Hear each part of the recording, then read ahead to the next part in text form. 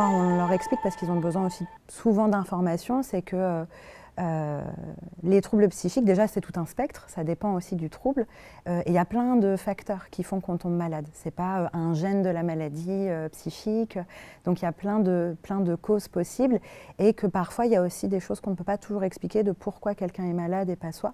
Et c'est pas parce qu'on a un parent, un frère ou une sœur qui a un trouble psychique que forcément soi-même on va en développer un. On va peut-être être plus sensible à ça, parce qu'on est exposé aussi, mais ça ne veut pas forcément dire qu'on l'a.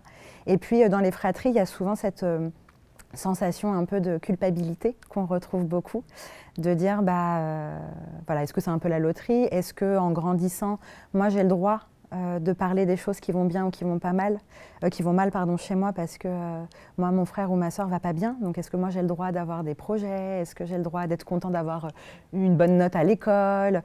Et souvent c'est des frères et sœurs aussi qui vont se mettre un peu en retrait et de se dire il y a déjà assez de problèmes dans la famille, je ne veux pas poser de problème, mon frère et ma soeur ne vont pas bien. Donc nous, le but aussi, c'est de la rassurer et de dire, avant même qu'il y ait une maladie, il y a une relation fraternelle. Et donc il y a aussi certains enjeux qui se font et que voilà, on peut avoir plusieurs personnes dans la famille qui ont des troubles, mais ça ne veut pas forcément dire qu'on va l'avoir parce qu'on a un frère ou une sœur qui est malade.